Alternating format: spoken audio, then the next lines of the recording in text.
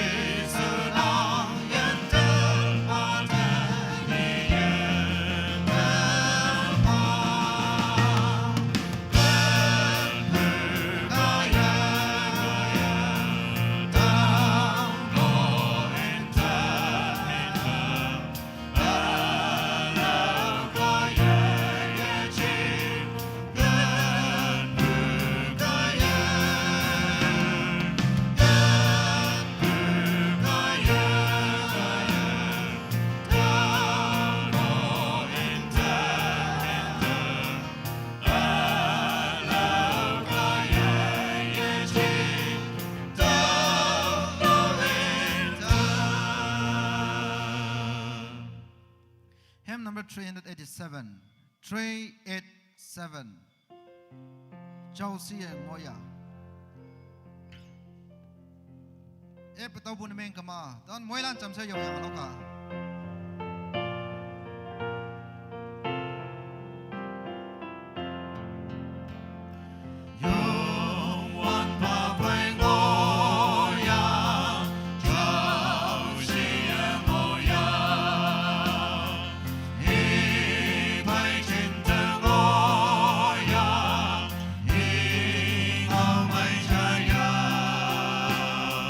Nang asen bata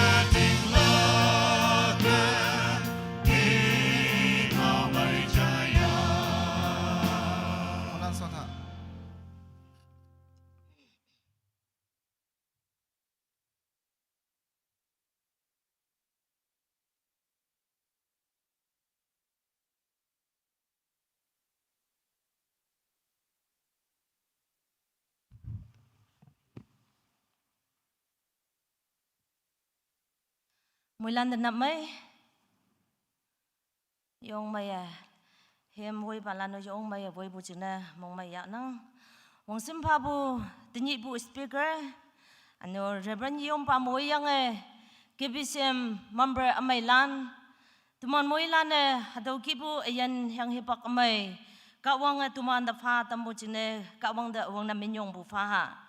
tinyu o e achau nyuonyih seta yang oyen no sin kawang kham ching yam pai ok te ki moi lan da ponaya bu anu mong mai bu ngau awang na hadau chai tam nang tu tinyi bu Taitam lili me kawang om lak ching ne kawang ngau lai cha to hadau ki eganing awang ba anglan apong panmatat aleng tau fai macha hayang kata lan itang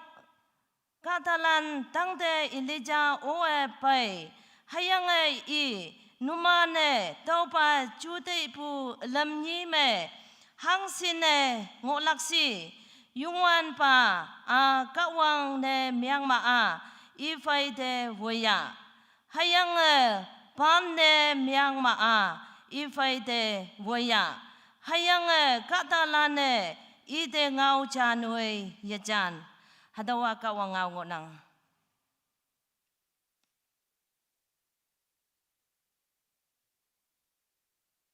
tau tini chulak Taitam hadau ki e hau ganing Khristan Noksa Hatmong Nyüonyih yupnok Taitam ni 17 May 2026 hipak 10:30 AM nhau lấy lặng nhu nhà nào tiếng Ngipchem Konyak Assoc.Pastor women ngao mê hấp bôi tàu hay yang tinok Noksa lan tumane yungwan pa sau salak chiu chua phong ta pli aleng pen manga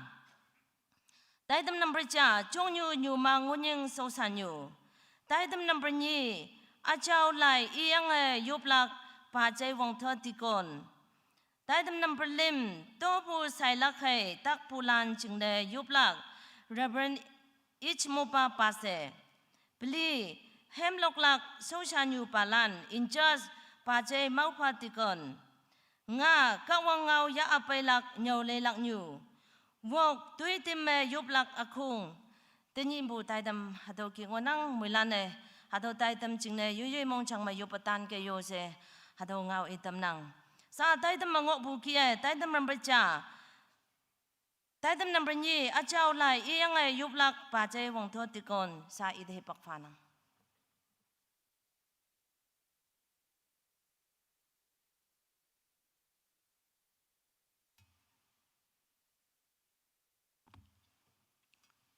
Kaman ba to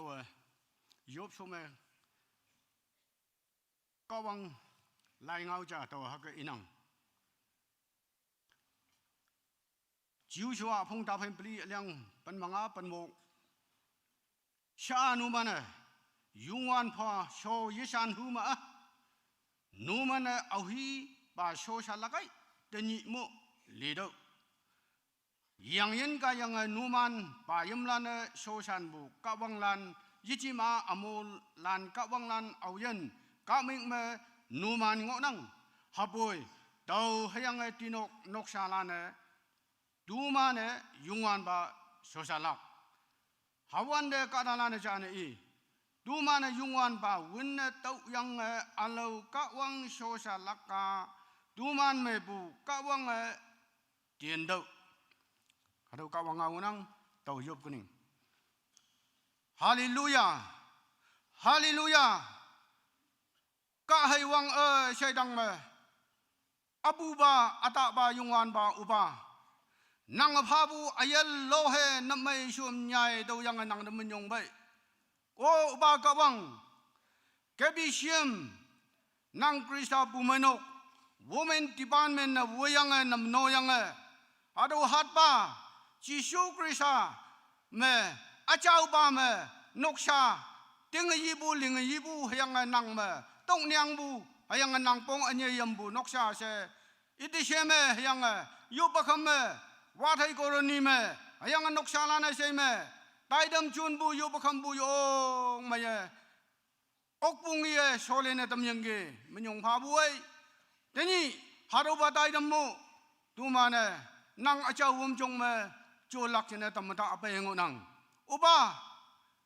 nang ranyu ka ye akung wo ye hadu Taitam nam no wan de ayang nang ngau ya apa lang nang ranyu emi ba me ocean brigin me hanne phabu maidam ya lak lan ngo ya bai iman yu de phabu hipak chun wan de nang anye wangoi si chun bai si wedam si ayang uba ka bang nang ngau samai bu selubu jambu bang yu halan dang me nyawlei damlak uyeng damlak pha damlak chene tamada ango punang sosan yu ya dambu dokta anu nang achau ya ha pawe nang awoi dam si yo ya ha mai bum se nang chunya hadu nang ngau chai lak chene sho dong bu KBCM haja ma bu nang halan tuman kanda mong da e patam phayo apong dawe hayang along la ya mong du hu chai ong ne dam pha tuman chude mong chang ya ha nang e patam pha ngau bung dawe chai ya bu kaya tuman chude mong chang ya ha diu nang ting yi bu ling yi bu hayang te ya bu nye tuman chude mong chang ya ha ma dam pha nang ngau kaya aba ka bang nang achau bum chong me cholak chene tam bai bu ha dau dai dam akung wang dai be apa ha ya ha chau ka wang de phan phai nang ma bu wong yu puai uba do yu punga mi ko gimme nang mo yo amen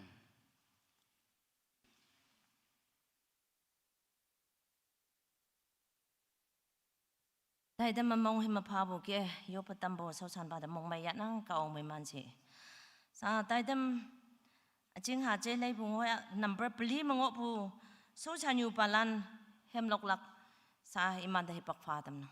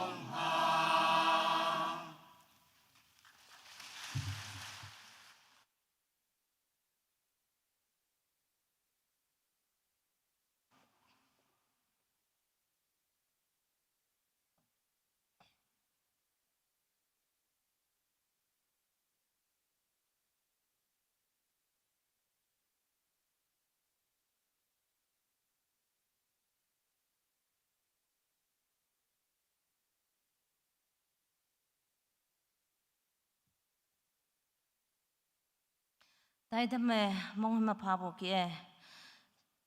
Nyom pa moyang so sa nyo pala nyong may lokulay tambuchine mong maya nang kawanga yalak pamoy manfa. Sa Taitam lim mango pu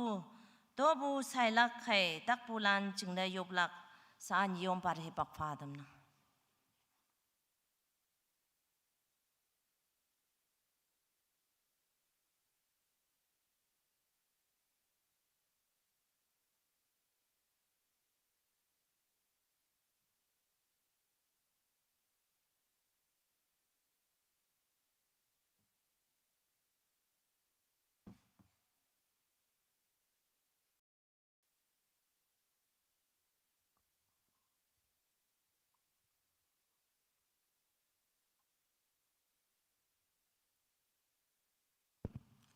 Các đồng mơ ngài bù ban phong ali chia alek chia không kim bu yongwan ba ching đầu lan yongwan ba ching nè a chào mẹ ngonang e a chào ba ban phong hay yang mong long thô bu các wang song de ya bay bu nam nô lak ching nè sau san balan hi bạc ép na.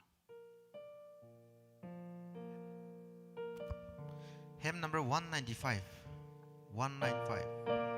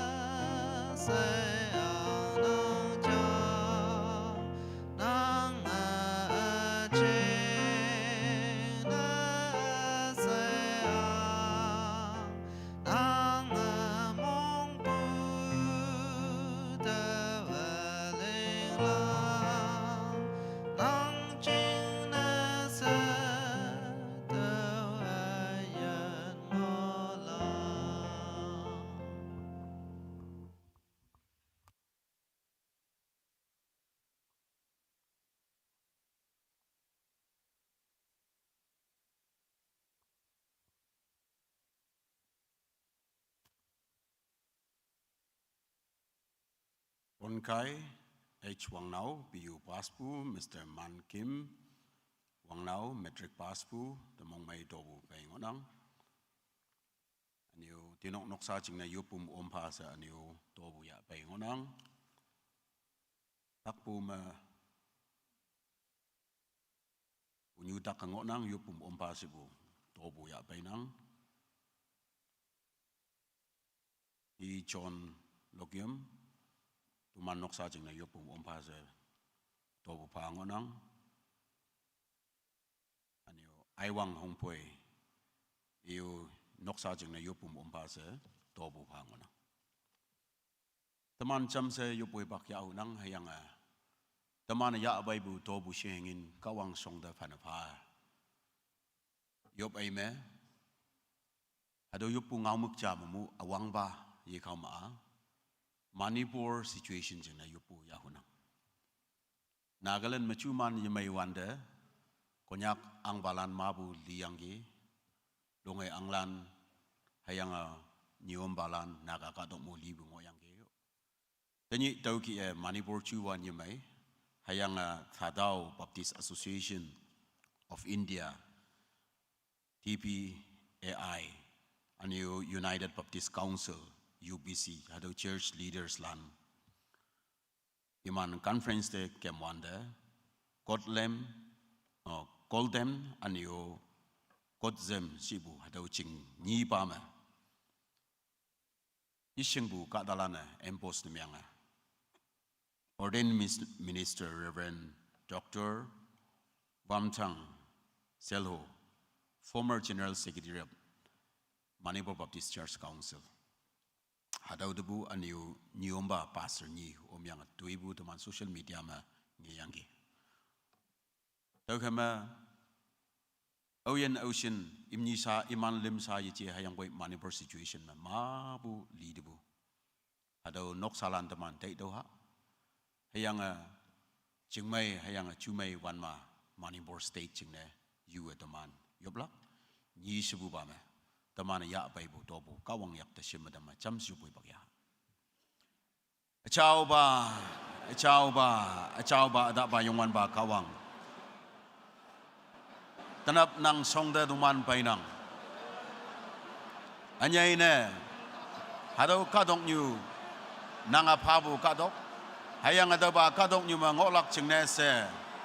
nanga khongtep moi manadam hayang ada ba khongtep poilak chingne se hangse ne kawang nang kadalan li ngai dam hado yoma enchu ma tuling sosan bulan government ma tuling sosan bulan hayang kumainok ma tuling sosan bulan hado kaya chatheli Noksa pongchong namno paibu hayang bo chuwan yemai bu ngai bu chingne tai doi tai lang bu ngai bu ma au hiu ya ang do ba doi lang bu ngai nang hayang hadau ya fana Konyak kadok Nagaland kadok ma hawyang ge tenia hadau chuwana Manipur ma hawyang ngonang o bangdang kawang nang Manipur state pong de yupa hebak lo le nga hokawe tai doi tai lang pai de ge kada ma bu doi kim de ge kawang nang cha cha amyang taibin bu pai chingmai kandang ngoi ne dampha teni Reverend Dr. anyai ne Bamtang hayang Nyomba ni omyang doi bu ma Noksalan oyen hadu Manipur situation ma doi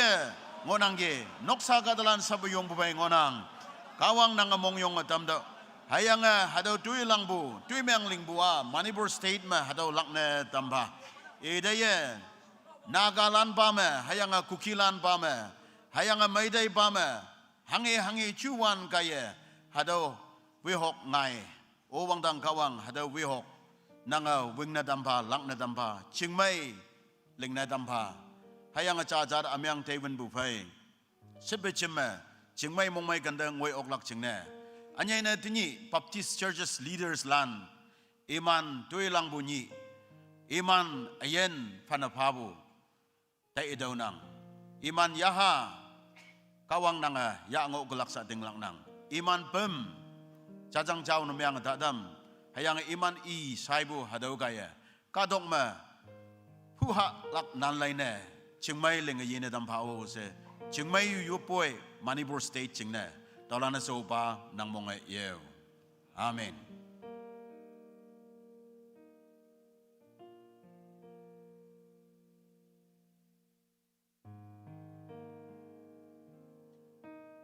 Obe Jisu kebenim de ong Roman wibaca dang de bay hayang de kema hage ayong ba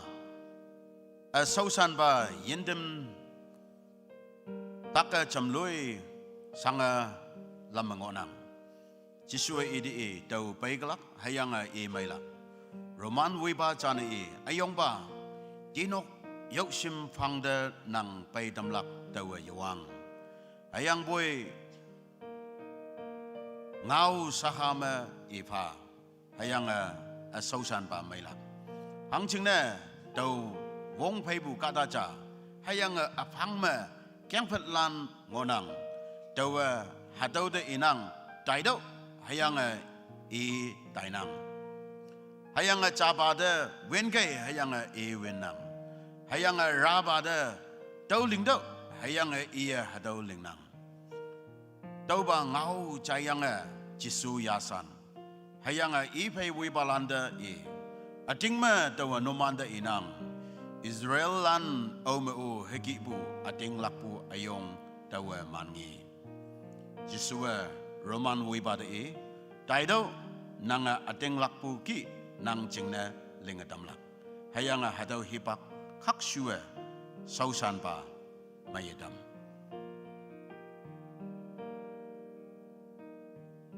Oya nosin bu bunyap hayang atanyi bumong ma tawai molinok ta yoong hangsen mong mailak kawang deminyong pa hayang anap caya jan hoy hekatakpu sangbu se ngo yebay kawang da menyong pa hayang boy siyong bujing tawai mo linok to ong anyo nok me takadena ngo bulan lay dakpu hayang hebak lo dakpu takkamay singnang hayang atakpu na miyang gamaa jambu wongbong na miyang nang hayang hadaw tak mailak jingne si gamaa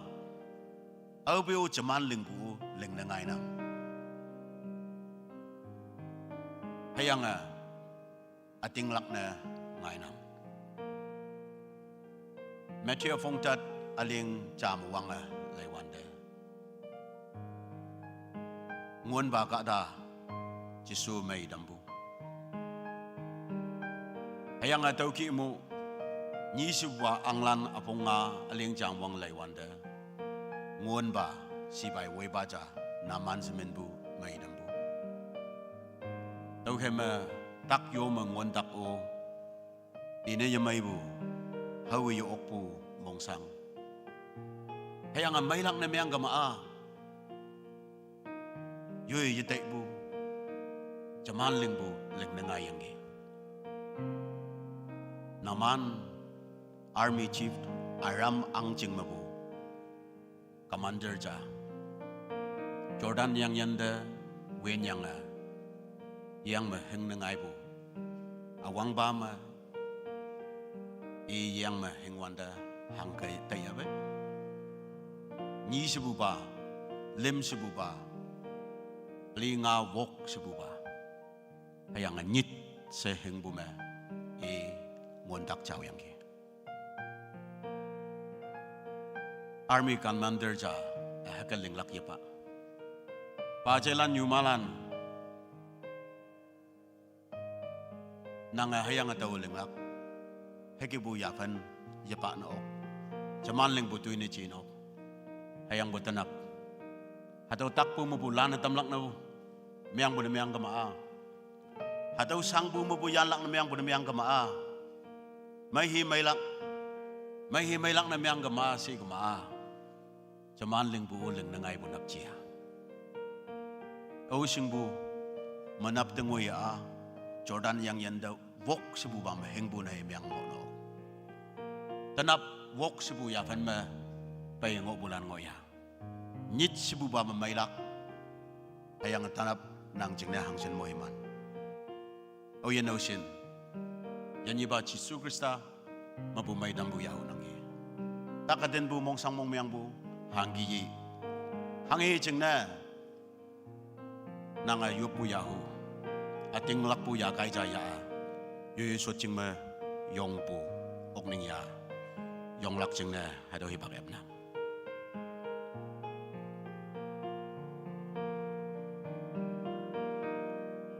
kawang ang edegi. Hayang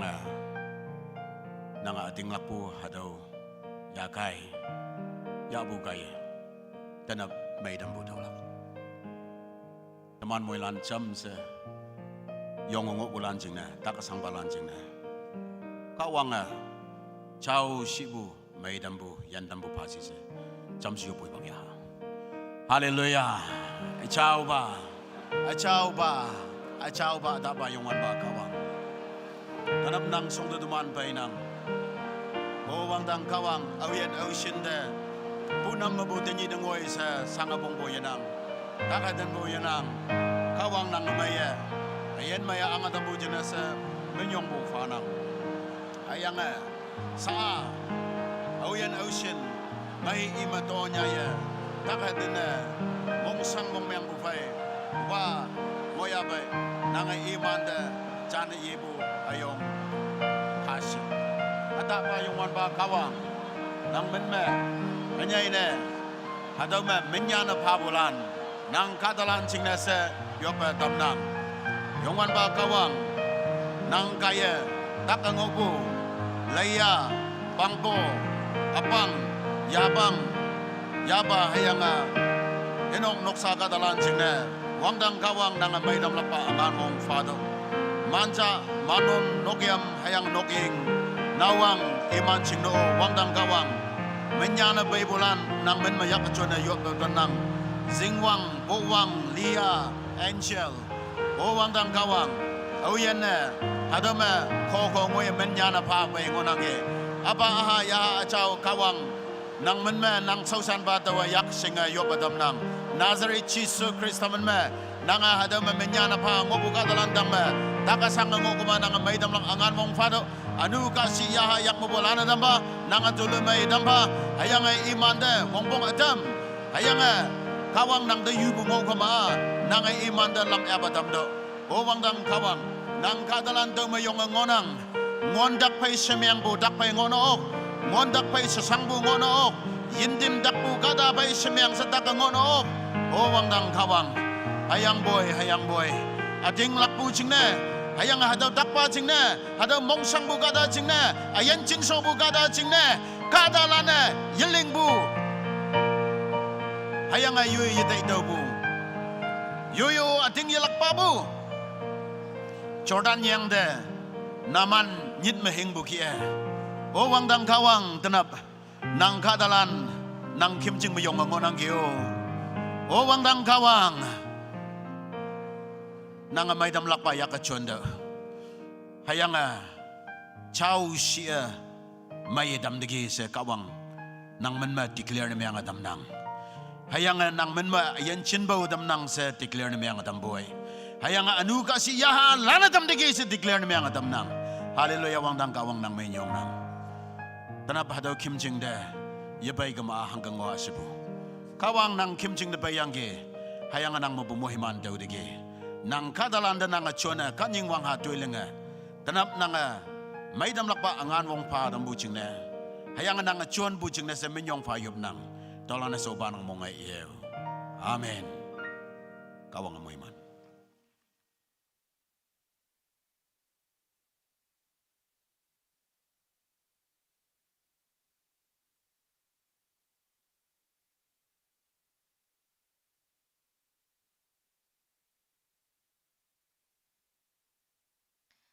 Tobu saibu nam nobu hana takatin palan jingne yu patambu Reverend Nyüonyih de mong maya nang ayan nang tuisaw yalak pe kaong amoy manfa sa Taitam yango yaboy hemlok lak jingne hipak yu bulan ngo nang pajay aton iman akong de sa hemlok lak jingne hipak fadam na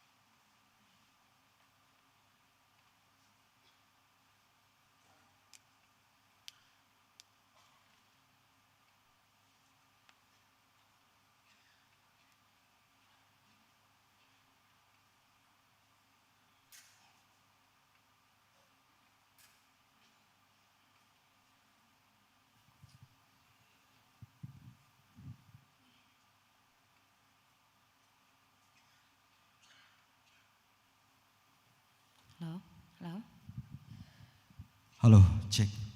Mulai namai. Saat teman lok lak hema alang onang, teman jing kombo suji ci, ayang boy kawang mikti siwa dame, teman ada ke hem lok ning.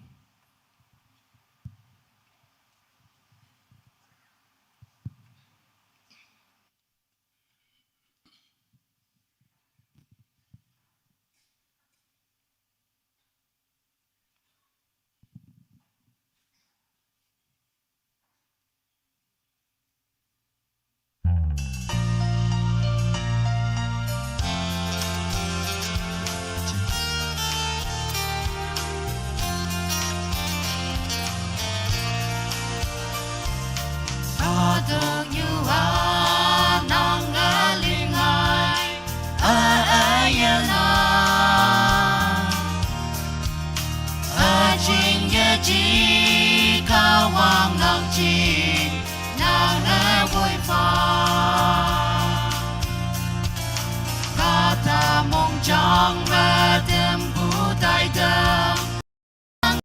ngồi thơ nàng mong bu làm mơ vui phà yên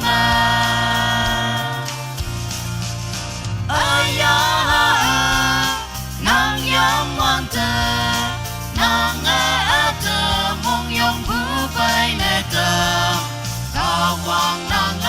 hang xin mây bu yên trên cờ mẹ nàng quay ngô cơ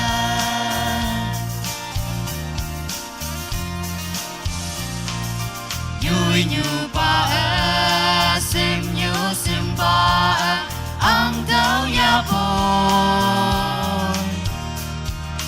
cao quang nàng ye ăn đâu là đâu mong hâm nàng đâu mong suy hoàn tơ đâu nhắm hoàn tơ nàng thế nhị ngang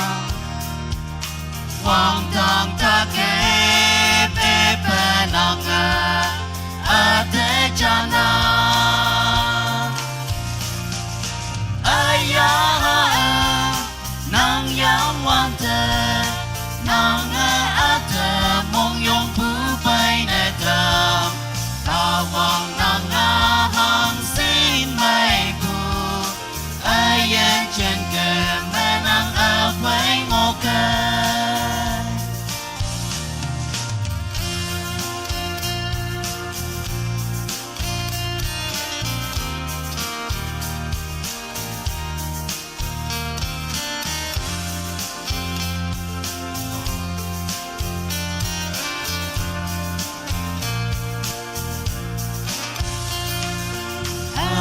yên đã nàng thế pha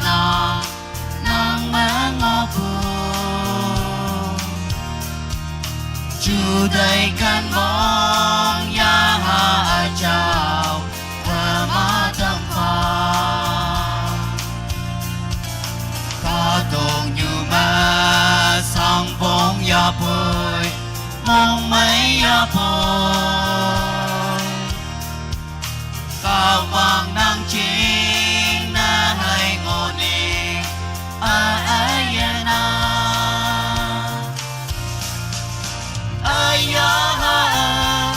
nàng yam ngoan thơ nàng thơ mong yong bu bay nè thơ cao quang nàng hang xin mây bu yên trên cờ mẹ nàng quay ngô cơ yên trên cờ mẹ nàng quay ngô cơ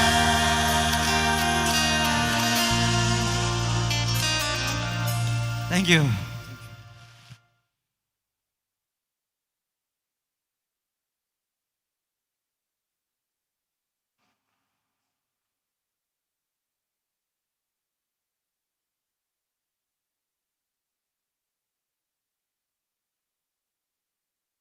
Taitam mi nang ya boy yong mai lok pu chine yong mong mai ya nang kawang numan yen tui show de yelak pa kawang moy man fa sa akem pa Taitam ngo nang Taitam nam prenga ก็วังเงาอยากเอาไปหลักเหนียวเลยหลักเหนียวซาสเปรย์บักฟ้าดำนะ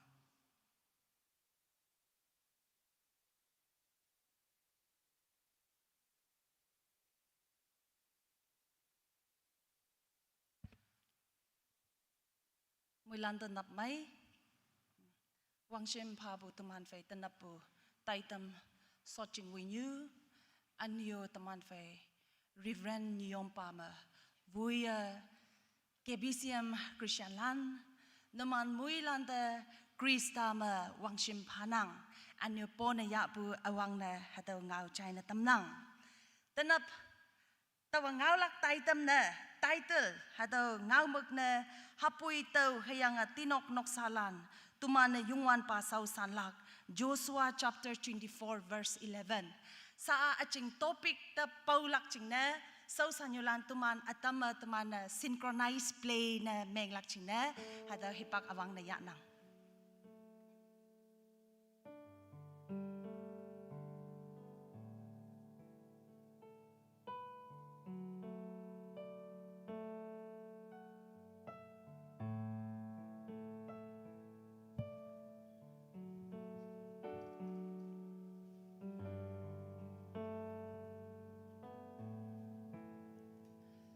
ni jabu hipak ma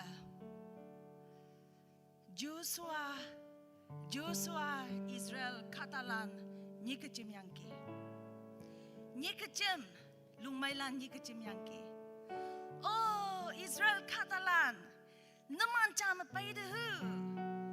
si Jim semen bu hado katok ma hado Nyüonyih ma Israel lungmailan naman chama paide hu tamana meeting cha ya ha se Joshua hado ngau cha payangke hado ki phabu hipak ma Israel lungmailan Israelites lan Joshua tang the meeting ayong cha ya lak china jimyangke hado ki jimwan the Joshua hado ki yangke Israel Catalan nomana shingya teman kawang teman Jehovah kawang na tumanda yasan sa tuiling po Israel Catalan nomana shingya yang tak kaya nga vuya pa ibu hadaw kawang atu ameng mo po yan na tama pa ibu hadaw kawang teman sinyo yang lingowan da wang mo po mana pa po kawang yang lingowan da long sama po yang ngayang teman da yung na tampo hadaw kawang teman na sausan lak hadaw kawang hadaw ngonang Israel Catalan teman da kanpu teman da sipsipu Egypt katok mabu ya yang baibu tani kanan katok janbu katok yang maibu katok hadaw katok pabu hadaw kawang da teman sausan oglak cia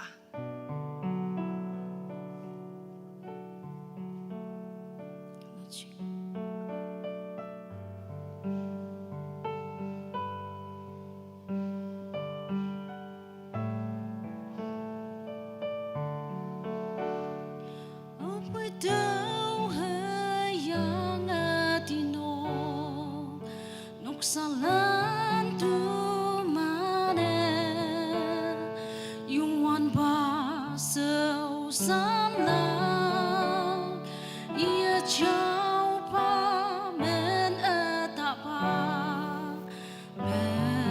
yong tum na ia ye ngao dang me tương lặng na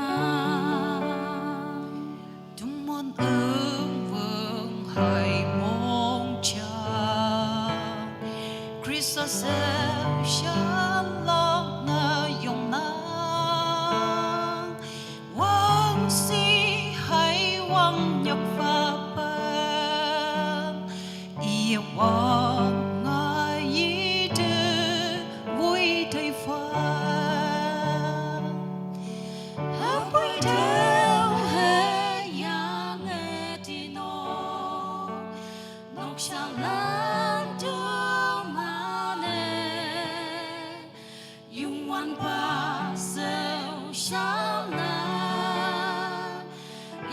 Châu ba men e ta ba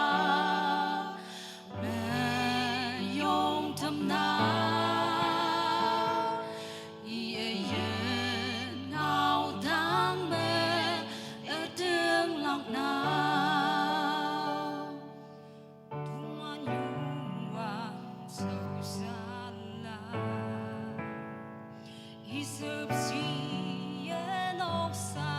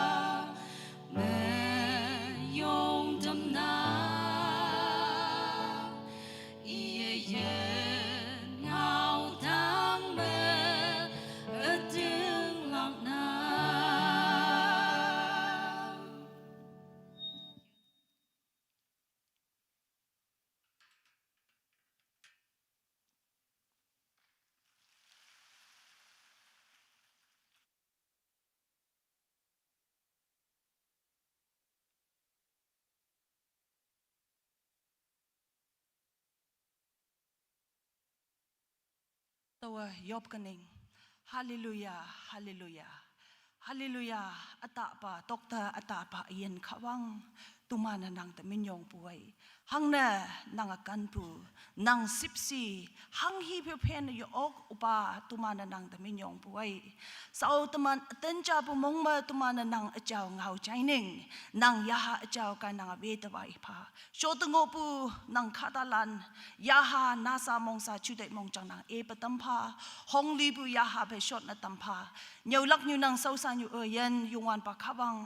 นางหังกมงเย็นนางจอนพาจิสูมินมาวังดังขวังดิโยป่วยเตลันได้เสียวปานางมงไงเย้อาเมน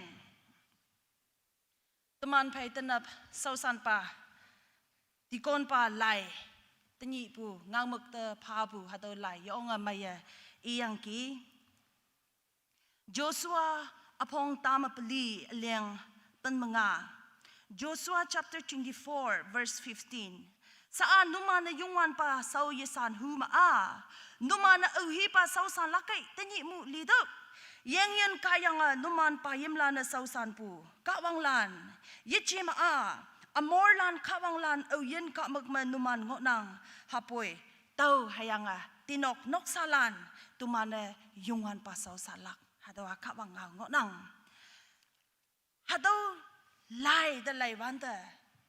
Joshua sa synchronized play mahau bukia kawang da tuman panapalak kawang sipsi jingna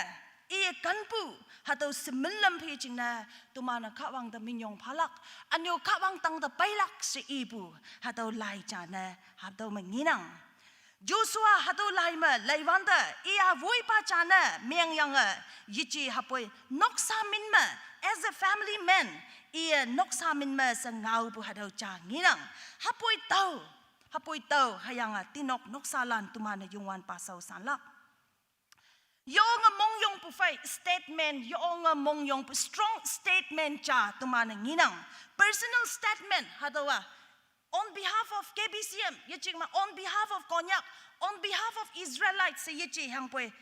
tau sa yonga mongyong pu tau hayanga tinok sa personal statement cha na Joshua yonga yakyu pu fai lenglak anyo Israel land monglip na tampu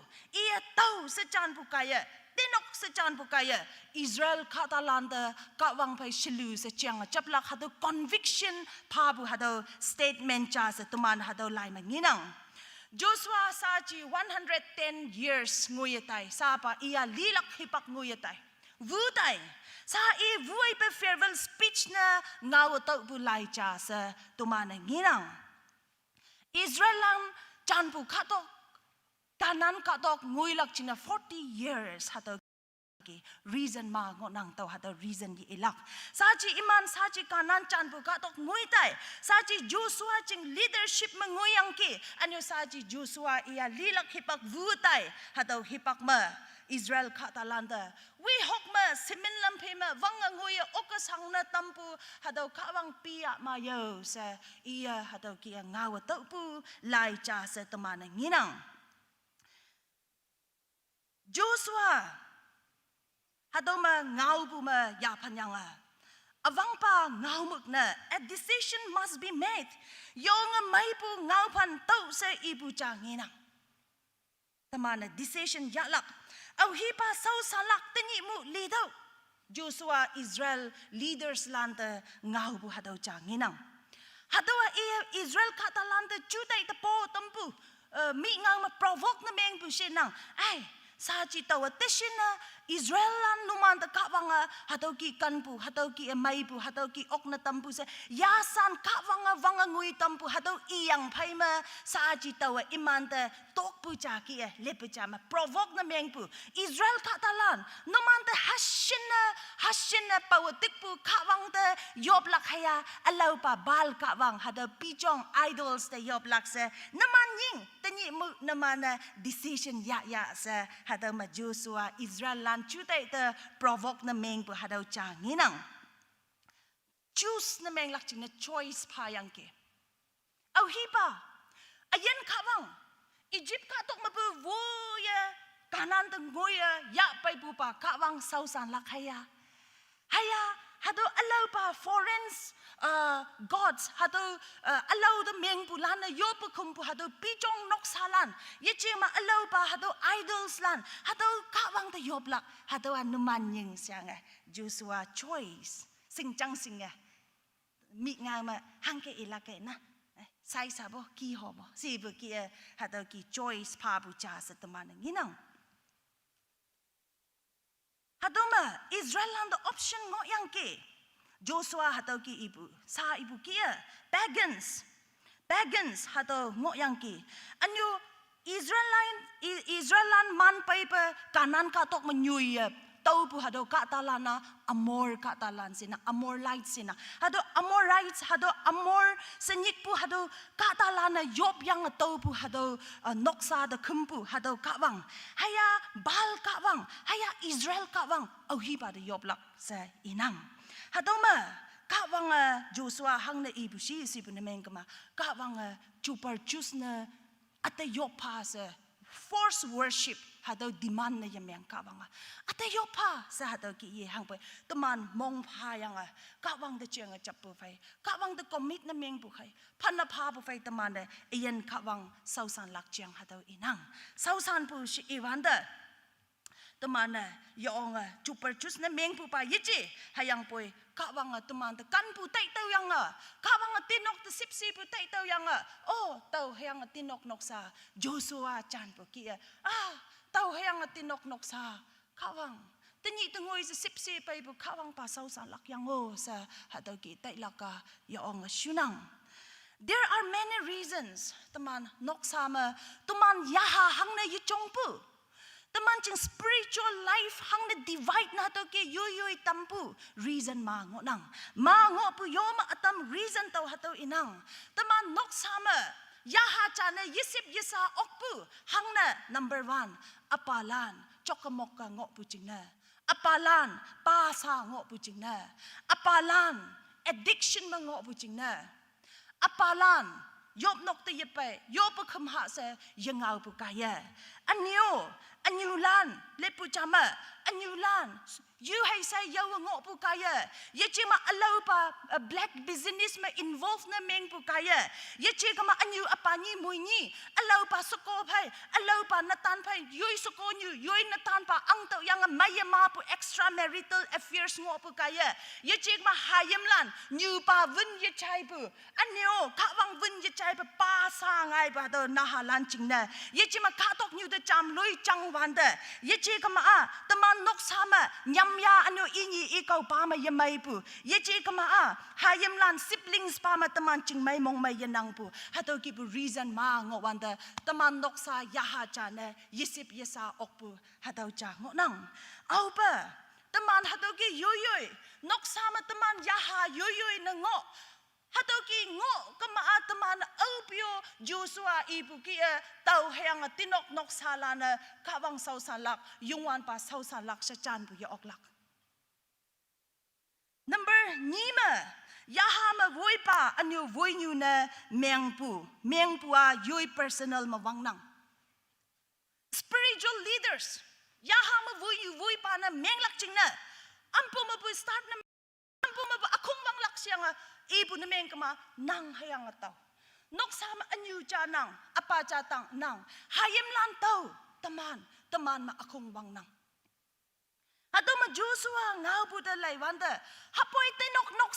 sa taman hataw ki yingi hyang poi hataw lai ma ngi bua hapoi taw hapoi taw hayang tinok nok salan tumana khawang yungwan pa saw salak Joshua taw sa awang the statement ma taw I, me, no, and my family, we will serve the Lord. Tau sa ibu ma Joshua wang yang ki. Joshua tinok nok sa yawang hayang pa awang na ijing life ayen commit na mengpu ka wang da awang na ayen ka wang da panapapu hataw nginang. Spiritual leaders yaha vuinyu cha vui pa cha awang na yui ka wang da surrender na mengpu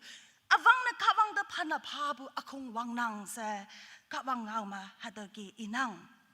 Joshua doesn't say, as for the nation, chat nyu chana, ngang pa chana, as for the priest, yachima as for others, I had chana. Joshua hadagi yichi, hayang pa, as for me, aching na, tau, aching na. Israel lantuman, ay, hatagi Joshua hatagi yang poi tau as for me hayang poi hapoi tau hayang tinok statement yung strong statement hataw manginang taman cha manoy taman man tai bu hataw nyui jing de ka ta vui bu ya oklak Dimapur de tau cha manoy man ta bu nyui de alo simnyu ai halanda tawa Dimapur nyui jing how yang a kem paning sa tawa ngau bu ya oklak it goes with everybody taman man tai bu nyui de opio ai ha ya tai bu ya oklak hatoki mu ya ha mo taman yoi ka wang da pan na pa bu man nang bu na meng kama anyu asokonyu anatan pa ahayimlan anyu apa tumana pio tamana hataw vui tai bu ya oklak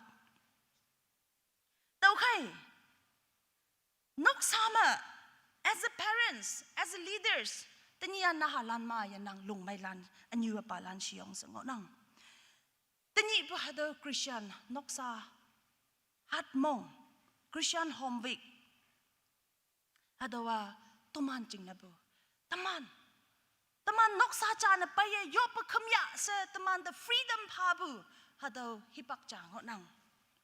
tau khai taman na singlaka Noksa ma taman na yo pa khampu hangka ngo nang ki hongi bu seminar topic mo tau ngau yang bu family base Noksa ma yo pa khampu wanglam hangka ngo nang ki jing nyui pu ma chaw shi pu ma wangangoi pu ma taman hangka ngo nang ki Yop nokta tai pu ma hangka ngo nang ki tau hongi pu hataw seminar mo tau iyang ki anyu palan numan yop nokta yitayang hayem landa yop nokta tai tau sa iok lak chia sa tau hataw question tong yang ki tau answer ya pa hataw da apacha yop nokta yitay anyu chokomok pu ha nyoy ngo banglam yimay hayem landa yoy sokonyu da hataw ki ta ngo hataw ki ling tau tai tau sa I oklak chia tau hong niyo hataw tong yang ki ten niyo tau hataw tong hu nang ki anyu cha black business ma yoong gorom sengo nang natan pada nang hayem landa ta se I oklak chia very important tanyi pu ka tok nyu tawa tawai si pu ka tok nyu ngo nang ampu mataya poi aching ha chimpu nyui ching ma chia poi ma chimpu nyui ching ma chia poi. We want to be somebody in the church, somebody in the society, somebody in the family, somebody in the college, somebody in the gatherings. We want to be somebody. Taman tawai sa ihu bu hado ka tok nyu ma taman ngo nang hayang poi to hado pa lam tawai si ibu yeje hayang poi yahama asoko nyu den nya wei pa ahayim lan den nya wei pa anatan pa den nya wei pa tau awang na kawang pai chang a chap ngok lak yang se bu hado chute mong chang angok lak chia sa tau e bu ki ka tok nyu ching yeje hang poi yaha fai vui tai lak hado pai taman tai lak chia ok lak chia lim su pu pa ma kawang a lung pu tui sa ma nok sao om nang. God's plan includes the family. Kawang a lung pu tui sa ma nok sao om nang hayang a tinok nok salan hado de lai wan de Joshua kawang da ateng lak pu kaya Joshua kawang da phan pha ngo pu kaya Inok Noksa da nohoi ateng lak pu yaha ma chong pu hado effect na meng pu hado cha taman na ngi ok nang Bible ma lai wan da ma ngo nang Noah ating lak pu kaya eaching household inok noksa yan pu hado molem pu tang ma yan pu hado konu tang da ong yang hado nginang Abraham ateng lak pu ki inok noksa phong chong kawang tang da ya pai pu hado nginang Anyo Cornelius Acts chapter 10 verse 2 da lai wan tu tau ma Cornelius kawang ya yang inok noksa kawang tang da ya pai pu hado ngo nang Hayim lana apa yop pu ngi ngo pu ching na apa ateng lak pu ngi pu ching na ye che ma anyu mai pu ching na anyu kawang de yop pu ngo pu ching na anyu apa ni kawang sing pu nok sa na meng pu ching na tawo kawang jiang hado ki sing pai sa ilak pa lamma taman ngo ya Did our faith Taman ateng lak pu hatawa Noksa de Yoi natan pa de Yoi sokonyu de Yoi hayim land influence na meng ogya Did our faith influence our husband, our wife, our children? Taman ateng lak pu hatawa sa ogya Joshua ateng lak pu ngi yang inok noksa de effect na meng yang iman cham sa kawang sau sa lak sa chan pu ki taman Kawang pai chiang chap pu noksa de effect na meng ya CTC ma tau wang piang pan yau yang ke ya chai sa ala lan de testimony phana hipak phana ayan sa ki ngau lak china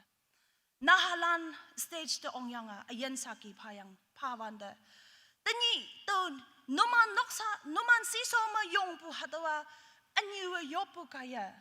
Apa yopu kaya because of my parents' prayer. Anyu apa kawang fai chiang chapa sausa na payang hado ngi payang hado kawang sausa lakse. Anyu apa yopu ngopu kaya atu amyang mapu yan na tampu. Chokomok pumpu yan na tampu. Anyu pa sampu maya tampu. Anyu apa niya yopu hado kaya tanyi tau chaylay yang kawang sausa lak. Anyu apa niya sausan pu hado kawang sausa lak siyang atau CTC ma hado ki painang siya testimony ma chayang ke.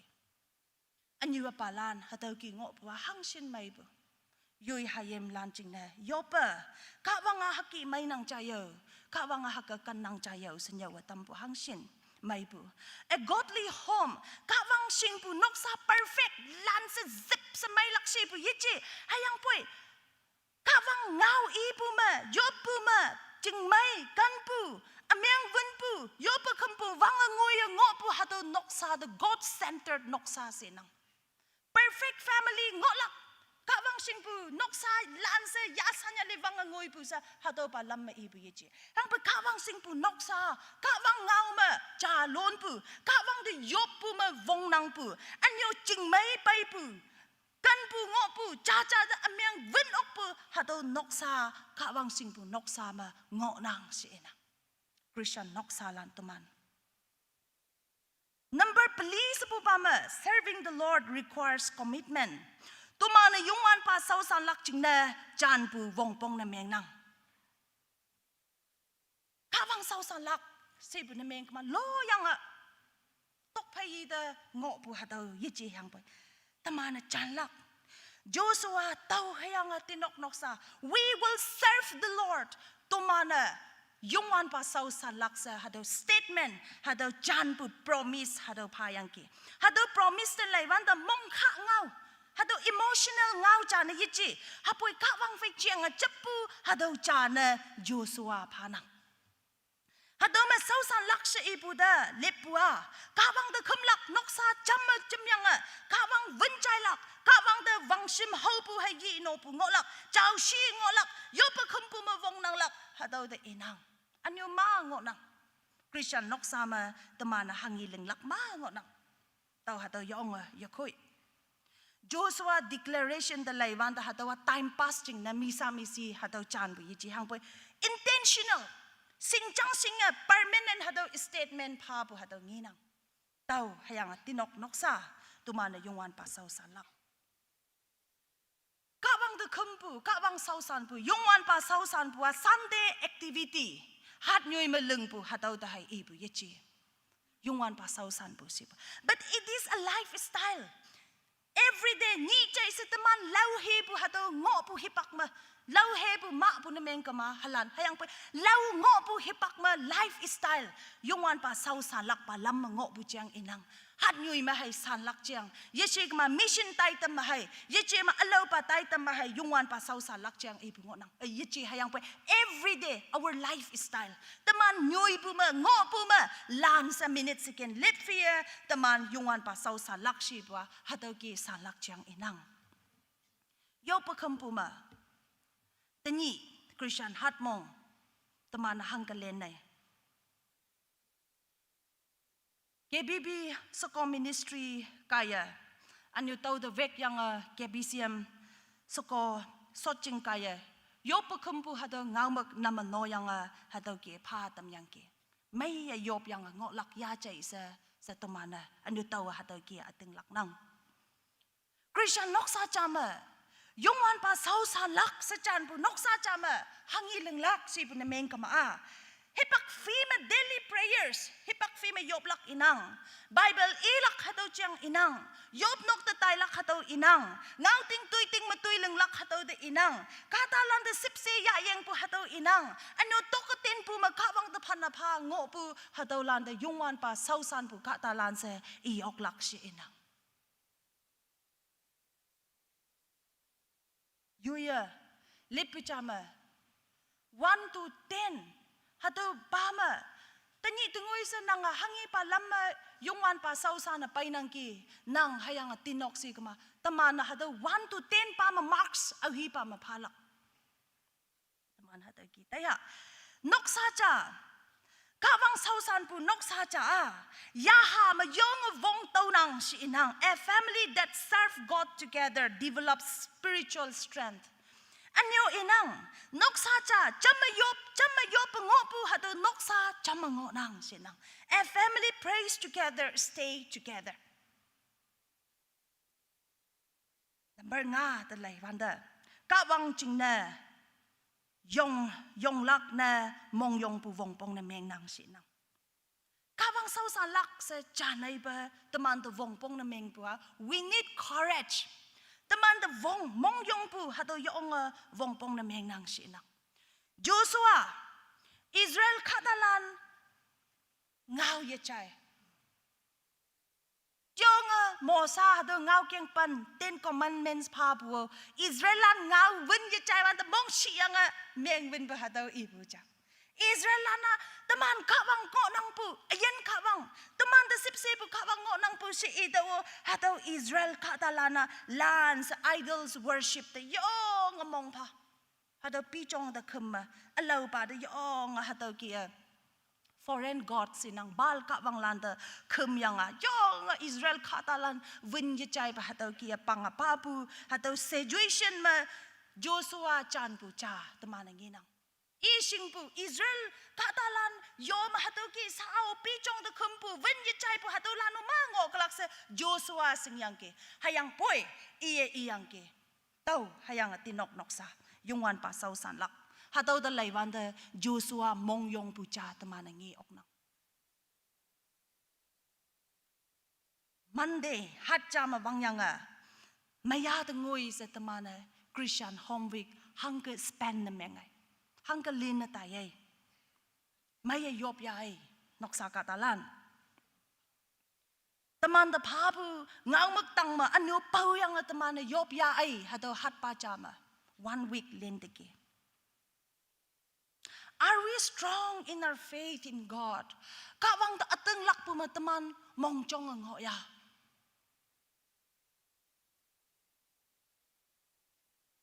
Anyu palan ateng lakpu kaya nahalan de hau na tampu ngi okya nahalan anyu palan numan ateng lakpu Ya cuma nahalan tuman hayimlan teman kawang de ceng cepu teman kawang de ateng lakpu ngi yang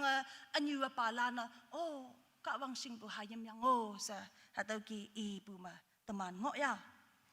Daniel hipak jama Babylon the po Taiwan da Ya a Taiwan da Babylon ang pa. I ang ching ma ang.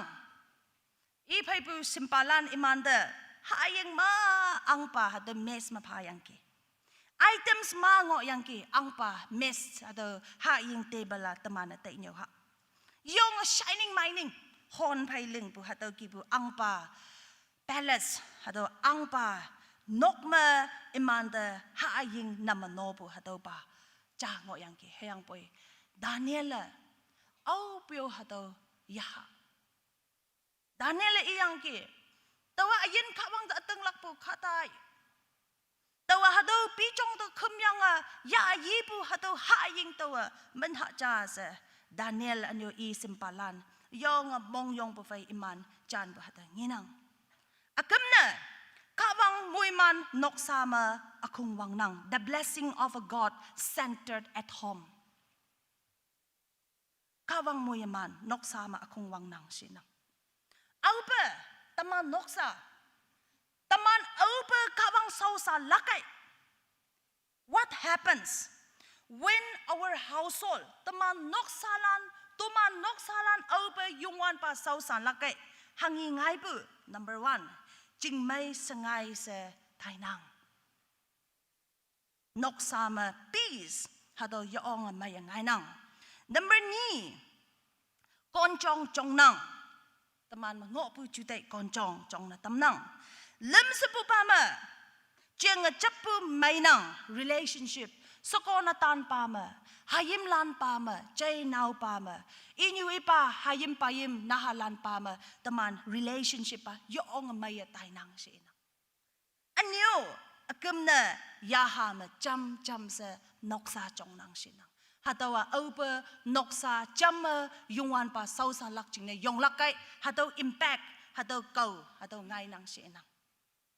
Are we ready temana sa ipu hataw kawang mapu moy heman jing may kanpu konchong relationship mai pu chiang chapu mai pu ya ha ma chong pu ha to moi heman ya hu ya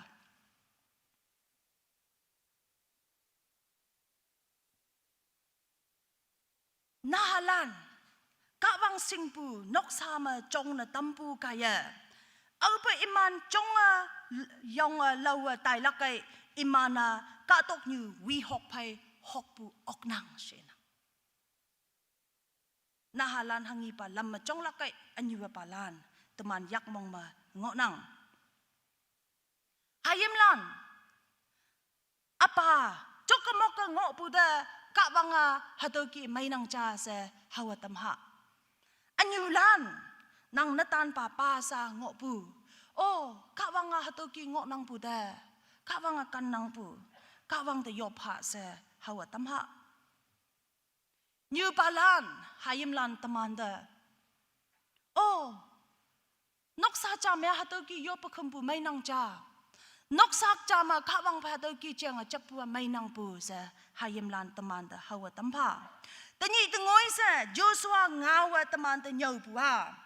กะวังไพเจียงเจ็บยาดูเจียงเจ็บยาดูอันนี้นกซาลานกะวังวันใจดูอันนี้กะวังกะเศร้ามาพันพาบุไฟยองดูสะหดูเงาตมันตะพานังตมันนกซามา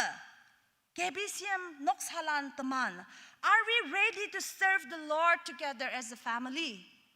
Noksa chana, yo noksa, tau nang teman noksa, kawang pa sau san lak jing na temata pu ready na meng pu ngoya. Kawang parents anyu palan sa vong pong na meng yemeng. God doesn't want only parents or God doesn't want only children. Nahalan sa kawang da vong pong na yemeng. Hayang poy, kawang I sau sa lak jing na moy lan, nahalan, yu pala, noksa pong chong, moy lan cha na vong pong na meng nang shi nang. Mawang teman year of mission KBCM ngoyang ki. KBCM Khristan ma pu hado mission ying tui ma part ya pu mai tam ya pu ngoyang ki. Tau ki mu tani Joshua chan pu ki ya tumana chan ok lak chia. Cham ya ai tawa hado ki chan pu ya ok lak yang. Yungan pa sau sa lak se chetawa chan pu ya ok lak yang hang na tinok pa yong pa yu jok ha nga hado ki ngo pu jing na anyo addiction ma ngo pu jing na tawa ka talan fai vau nang ki yob nok ta tai na shi to no hoi tawa vau nang ki anyo hayim lan na yo nga mai pu jing miang pu jing na yob nok ta tai pu yo ok akong chim jing ma tai pu yo ok ye chi ma asoko nyu an na tan pa miang pu kaya ye chi ma afai cham pu aching siblings lan ye mai pu kaya tawa sau san pu ang to kawang kham ching te pai lak ching no hoi tau vau nang ki ye chi ma tawa ye liang ye ong mong shui nang ki sa taman ha tau ki ye tai lak taman ha tau ki tai bu na meng kama anu mong mai nang anu ka si tau ma tui shemyang sa tinok noksa da ling nang ngai pha Joshua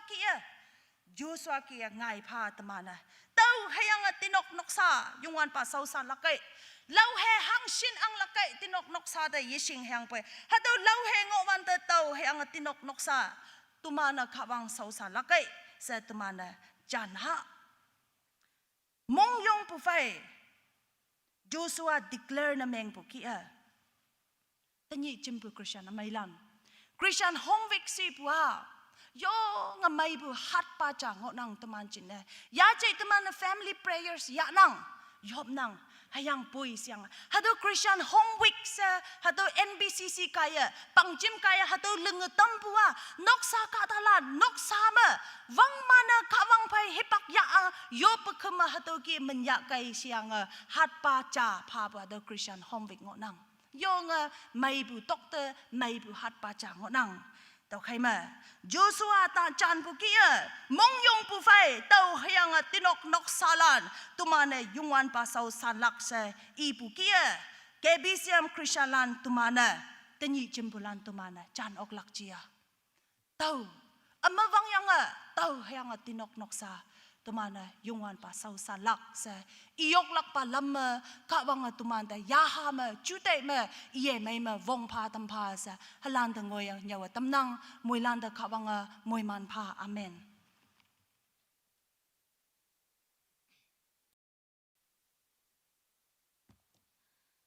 Taitam mong hem ma pha bu ki yong mai Joshua phong ta phem pli liang pen mangam ya phan yang yong mai nhau lei tam yang ki nhau lei pu nyu nang ayen nang tui show yelak pe kawang moi man si ano jaya bu sai chi be tuman moi lan kawang sau san bu me ya phan ating lak ya phan lenga ngo ha o se ha do ngau pawe I tam nang sa tui tim me yop lak akhong sango nang ha do yop yan cho me Konyak hem me bu khopli pan macha 411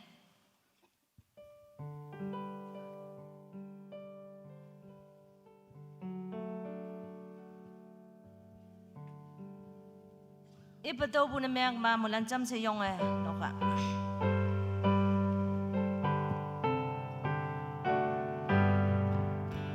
Khristan kanten kem Yahweh temona nyam hai kanten pema kem Yahweh batang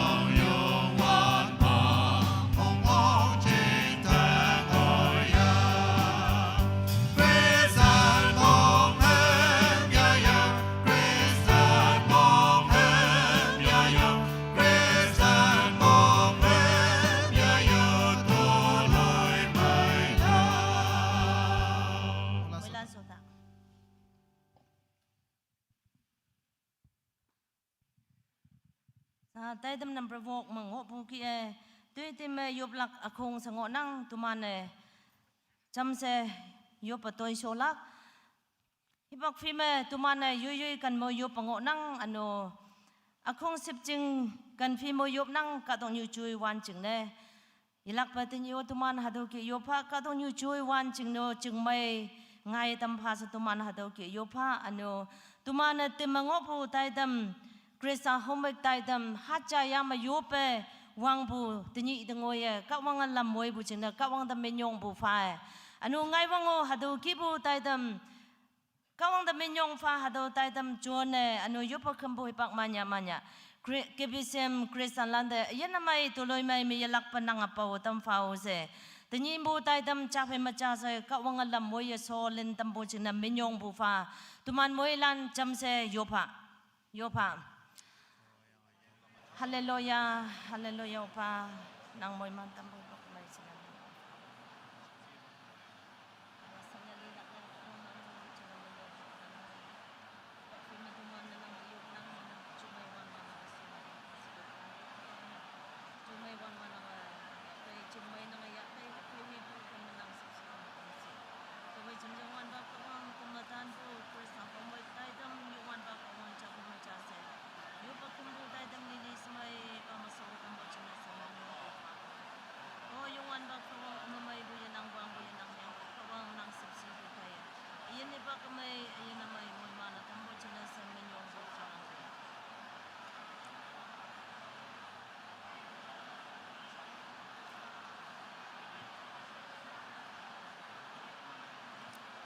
Hallelujah. Nang menyong boy. Tuman na hangoy ako sa hangoy ko nang sipsi ko kaya. Tinyin bo Taitam chape macha lang aboy bo china menyong bo pana. Ngai wango hado ki ko hipak may me. Nang da menyong fa boy pang manya. Nang KBCM member na say tang ma nang yaha chaw nang sipsi yalak mo moy.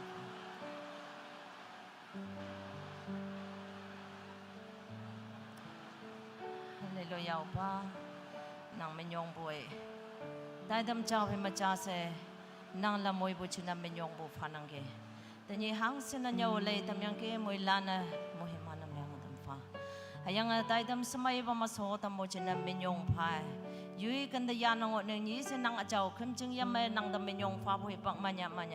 nang khatalan tuman phe nang sepsi yalak po omango kayo se Taitam so tambo china menyong bu fa yalak pa nang mabumoy hemanyo chi somen mayo poy tola na sayo pa nang mga yo amen.